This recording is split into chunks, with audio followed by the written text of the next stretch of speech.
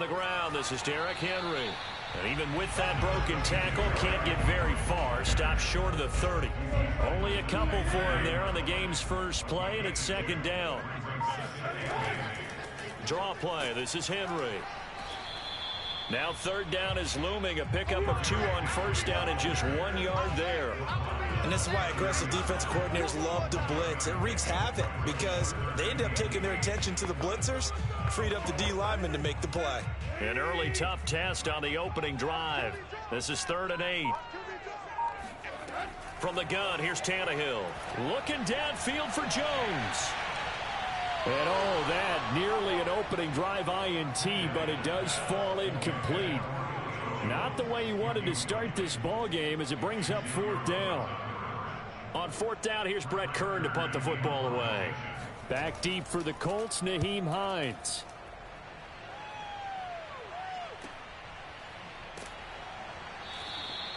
It'll be a 51-yard punt that time. And the Colts will go on offense here, 1st and 10. Colts offense ready to go here for the first time. And the former Philadelphia Eagle turned Indianapolis Colt Carson Wentz set to take over here at the controls in his first year in Indianapolis. And Carson Wentz made the move from Philadelphia to Indianapolis back in mid-February. And although his last season as an Eagle, not one that he wants to remember, he's now reunited with his former offensive coordinator and current Colts head coach Frank Reich, and gets to play behind one of the best offensive lines in football.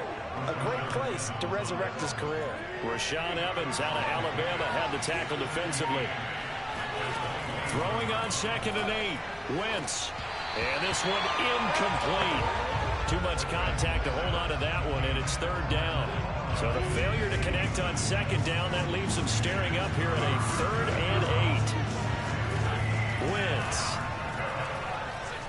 Eluding the pressure right. And he's able to get this one up to his 30 before he's out of bounds. Wentz can pull it down when he needs to, and the 6'5" quarterback picks up the 1st down. That's something you have to be aware of as a defense and have to find a way to account for him. And if you're not going to use a spy, you're telling your guys to keep your eyes on him, because when he breaks out and makes plays like that, all he does is hurt you. Have to at least be able to contain him somewhat. There they could not.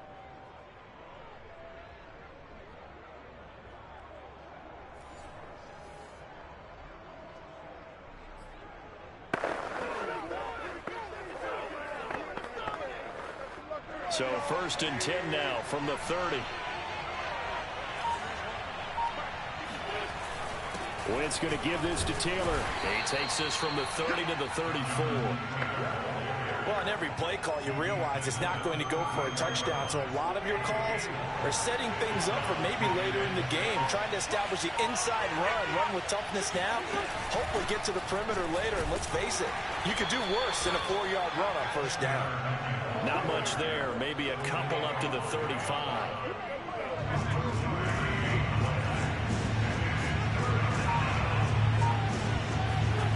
Wentz now to throw. He's got Jack Doyle.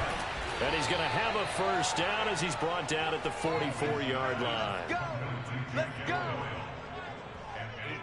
That was a route run not just with dexterity, but with intelligence. Found the hole in the zone, made sure the quarterback saw him, and was able to make the sure catch and flip the down marker back to 1. And a good pickup there. He gets about 6 up to midfield. All right, Brandon, I know we're in the early going here, but those kind of runs, they're going to open up a world of opportunities for this offense going forward. Nyheim Hines, his first carry. So many teams want to throw the ball in this situation nowadays, but I love watching a team that has enough confidence to go ahead and run the football. In that situation, that's almost a tendency breaker. Throwing on first is Wentz. Taken in by the tight end Doyle. And he gets this inside the 35-yard line. Give the Colts 13 yards and a 1st down.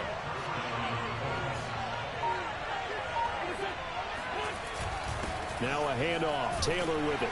Works his way inside the 30 on a pickup of 4. If you're a football guy, that's a pretty run because everyone is in sync right there. Obviously, the guy carrying the ball, but how about the people up front? Leverage, athleticism, they created some nice space for him. And he's brought down, but not before he reaches the 8-yard line. He had his eyes on the end zone once he hit the secondary, but they're finally able to slow him down. Yeah, and I've got to look at this one from the defensive point of view. You just mentioned finally able to slow him down. They've got to figure out a way to make that at the point of attack, at the line of scrimmage. And he'll get into the end zone. Touchdown, Indianapolis. Jonathan Taylor, an 8-yard touchdown run. And the Colts are going to take a first-quarter lead. Well, first quarter, maybe too early to talk about statement drives, Charles, but that sure seemed like a statement drive right there. Well, if we're going to talk about statement drives, I think what they're saying is we're going to establish the run. They gave it to him early and often on this drive, and he wound up taking it into the end zone. Now he's back out there to boom this one away, maybe with some frustration after the PAT miss. This will be fielded inside the 5. And his guys will get the football right at the 20-yard line. Here come the reigning AFC South champions, the Tennessee Titans. First time they won that division since 2008. And, Charles, you called all of their preseason games. What did you see from this crew? This preseason was all about defense for the Tennessee Titans, Brandon, because last year that was their Achilles heel despite the fact they won the AFC South. Last year on defense, they gave up 52% on third down, the worst percentage of any playoff team in NFL history. So they wanted to improve that, and their first 2 preseason games, they held Atlanta to 2 of 12, and they held Tampa Bay to 2 of 14. That doesn't necessarily carry over, but the confidence level is starting to rise. This is a team that expects to win the AFC South and expects to contend for a Super Bowl berth. And they host the Cardinals week 1.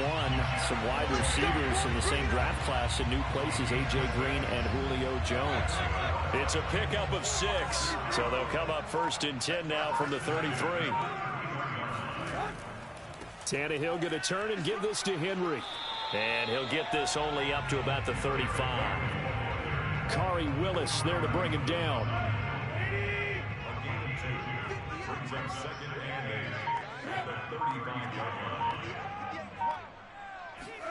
From the 35 on second down, Tannehill, and his throw's going to be incomplete. He was looking for Chester Rogers that time, but now it'll be third down. You and I watched film yesterday, and you told me to watch his feet. Well, for whatever reason, his footwork just looked off on that throw. And you always love it when the next defensive back talks quarterback mechanics, right? Well, but you're good at it. Well, I try, all right? I don't know how good I am, but it doesn't take much to tell. His mechanics are off a little bit, exactly what you described. Footwork, that led to the incompletion. On is Kern, the punter, to send this one away. Hines now on the return. Call it a 48-yard punt. Give them 9, though, on the return. And the offense will take over with a new set of downs. The Colts coming back out here on offense. And, Charles, this is a team that is going to have their fourth different starting QB to open a season in Frank Reich's 4 years there, no matter if it's Wentz or Eaton. And now look at this. Big gain, but a fumble. But this will fortunately wind up out of bounds. I don't know about you, but I could hear and feel the sigh of relief all the way up here in our booth. That was palpable. The sideline, the friend there. No doubt about it. Ball goes over the sideline, able to retain possession, no turnover. I know his coaches are screaming, just hang on to the ball, man. Got a man, it's caught at the 6-yard line. And they're going to have this all the way down deep into Tennessee territory. I tell you, when Carson Wentz can really step into one and get that 6'5" frame behind it, he can really launch it. And I tell you from our broadcast booth, because we're pretty close to the 50, we had the best view, a bird's eye view of that throw. And it was an absolute thing of beauty to watch. Never ceases to amaze me, the arm strength of these guys. And that wound up traveling at even 58 yards in the air, according to Next Gen Stats. Now a chance to make that big play really hurt. It's first and goal just outside the 5. Working from the gun, Wentz escaping the pressure right. Got a man, it's Pittman, and he holds it in for the Colts touchdown. It's a 6-yard touchdown pass, and the Colts add on to their lead. There's not much that's perfect in football, but that's about as close to it as you're going to get. Score, force a punt, score again. And both drives were impressive. The opening drive was, that last one was. Now on the other side, though, what's your psyche? You're really behind the 8 ball. You got to make sure you just hold in there. Survive the early storm, relax a little bit, and try and get back to your game plan. It's way too early for panic. This time, the extra point up and good. And the lead now stands at 13. The drive there only spanning 3 plays. And the result for the Colts is a touchdown.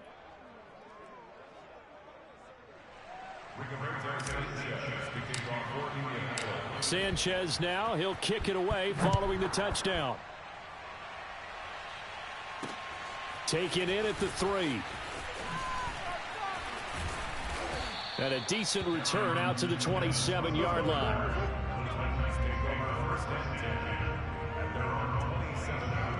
Here comes Tennessee as they get set to take the field. They've shown precious little here offensively thus far as they try again with a first down now.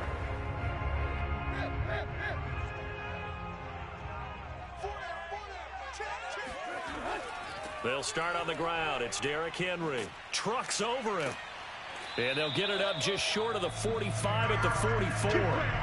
An excellent way to start the drive there, 18 yards. I have to admit, I'm excited by that play call and the end result, because this is a team that's down big early in the first quarter, and a lot of teams will just panic, abandon the playbook, and just start firing the ball all over the place. It's way too early for that. Stick to what works for you. Down double digits, and we talked about their game plan being both running and passing there. You're right. They're sticking to the game plan, getting the ground game going. A lot of football left to be played. On second down, it's Henry, and he'll fight his way forward to about the 48-yard line. I know the scouting report on him is that he doesn't possess the eye discipline to be an elite linebacker. And what that means is his ability to read, react, and make a play. But on that one, he looked like one of those guys. Pass incomplete, but the flag in the backfield, and this might be a roughing call. Roughing the passer, defense. Man, this is ridiculous. So a pretty early first quarter roughing the passer penalty. Seems like the officials are going to let everyone know they're taking charge of this game. They're always going to protect the quarterback. After the penalty, it's Henry. A minimal gain as we tick down inside of a minute remaining in the opening quarter. 2nd and 8 coming up.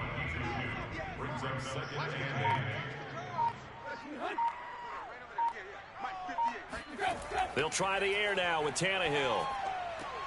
Got a man. It's Brown. And they'll get him to the ground. He has another first down at the Colts 18. 17 yards on that play for the Titans.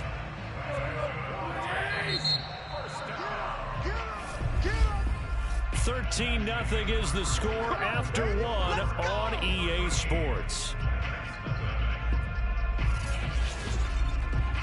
Ready for the second quarter from Tennessee, and it's the homestanding Titans in possession. The first red zone opportunity for the Titans. They have a 1st and 10 at the 18. Now Tannehill. And that is incomplete. Oh, the coverage a little too good there, and it's 2nd down. An incomplete pass on 1st down. That leads to a 2nd and 10. 10th carry now for Derrick Henry. And he will score. Touchdown, Titans. 18 yards for Derrick Henry. And the Titans have made this a one-score game. But no surprise coming off a 2,000-yard season. It was Derrick Henry who totaled the most yards after contact in the NFL last year, and he's up to his old tricks here. Point after try forthcoming. And that'll make it 13-7. So that drives 7 plays in length. And Derrick Henry able to finish it off with a touchdown run. Now Ficken to kick off following the touchdown. Here's Isaiah Rodgers to return. And he's up past the 20 to the 22-yard line. Get ready. The Colts come to the line ready to start their next drive. And they were able to punch it in the end zone last time. They'll be looking to do that again here for the defense. Obviously, they'll be looking to stop them from punching it back in the end zone. It always is punch-counter-punch, isn't it? And which team has the advantage? Well, let's just go back. Last time on offense, they rolled downfield, got to a good rhythm. You can see a little more bounce in and out of the huddle. You can see the sideline really get into the game. So defensively, you're thinking to yourself, how do we take that away from them? How do we get the advantage back? Let's see what they come up with. I think pressure is always the first way to go. You love pressure. I love it. We'll see if they dial it up this drive. He's going to rifle one deep left side.